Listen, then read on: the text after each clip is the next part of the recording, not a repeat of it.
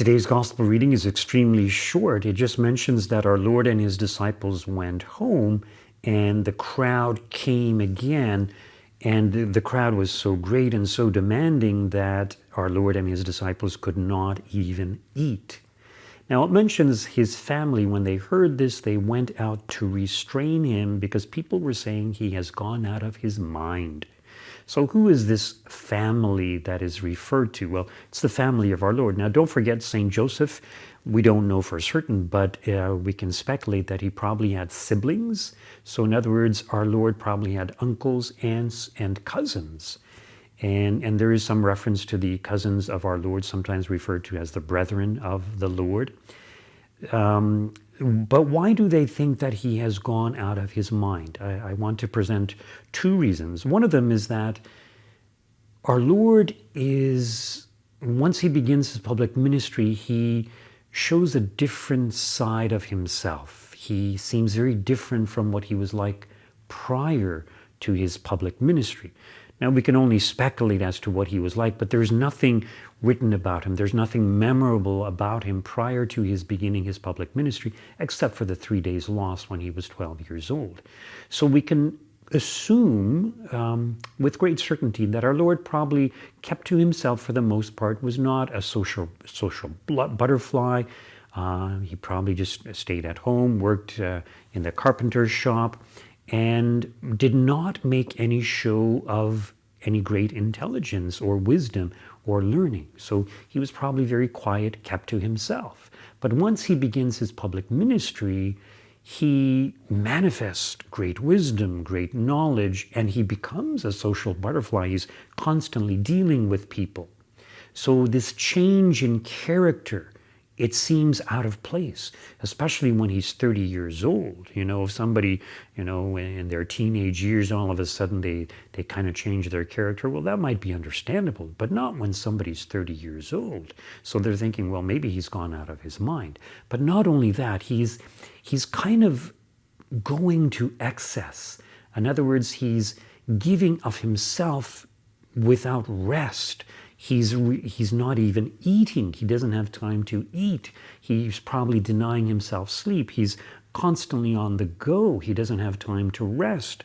You know, we don't know how soon this occurred after he spent 40 days in the desert, but he probably looked somewhat unkempt because of that also. So for all these reasons, they think he's gone out of his mind. But of course, we know he hasn't gone out of his mind. He's just manifesting his great love for mankind. He's beginning his public ministry. He's living a new life, we could say, yes, because he's engaging in evangelizing and drawing people to himself. And there's an important lesson for all of us to take away from all of this. When we look at the lives of the saints, many of them seemed to go out of their mind also, but they did not. Why did they seem to go out of their minds? Because what they did was so contrary to the expectations of people. What are the expectations of people? That you will be just like everyone else, that you will study hard, get a good job, get married, have a family, and don't do anything really exceptional, except maybe, okay, if you're working and you invent things or things like that. In other words, focus on the world.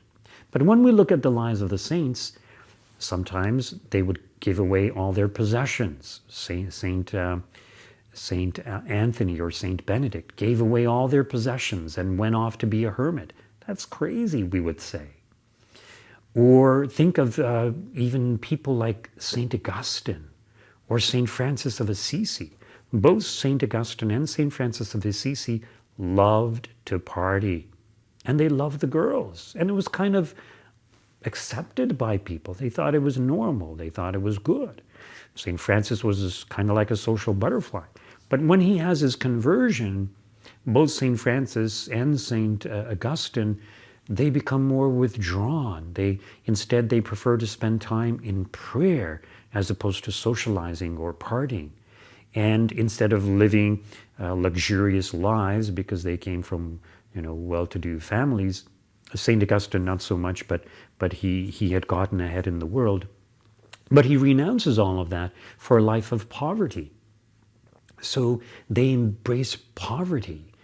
It's so countercultural. And this is kind of like the Beatitudes. When we consider the Beatitudes, they go against the norms of the world. Blessed are the poor, for theirs is the kingdom of heaven. Blessed are the pure of heart, for they shall see God. So the saints, in the minds of some people, seemed out of their mind, especially when we consider some of the penances that some of the saints undertook, their extreme degrees of fasting or their prolonged fasting, denying themselves sleep and staying up all night in prayer. Why would anyone do this?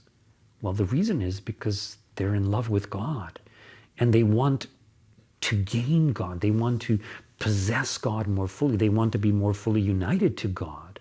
And so they undertook these extreme measures to grow closer to God, to grow in their relationship with God, to be nourished by the divine Spirit that they receive from God.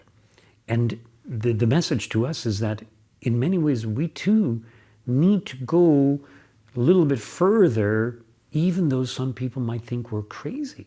You know, when we have the life chain and we hold signs saying abortion kills children or adoption, the loving option, people driving by, I'm sure a lot of them think, oh, those crazy Catholics.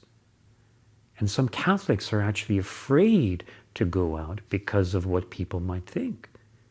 But we're presenting the truth. We're presenting what is really true. So who's the crazy ones? It's not us. It's those who deny the reality of abortion, that it is the killing of a human being in the womb. You know, I don't want to point fingers, especially at women who've had abortions. Often they're pressured into it. So it's very unfortunate, and often they feel they have no other option. So there are other options. There's many agencies to be able to help them. You know, take, for example, someone who has an opportunity to go on vacation, but instead they go on a retreat.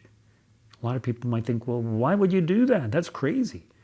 Actually, going on a retreat is much more enriching and fulfilling and restful than going on vacation. A lot of people, they go on vacation and they come back and it's kind of like, you know, they're behind in work and they got to unpack and, you know, so many things, and they don't feel rested. They feel rushed. They might be jet lagged even. So going on a retreat is a wonderful thing. And right now, because of the pandemic, you can't really do that. They do have online retreats. In fact, next week I will be doing an online retreat with Opus Dei. So I'll be focusing more on my prayer life and trying to be more focused in the area of prayer. So we will have online sessions where priests will be giving us talks. It's a retreat for priests.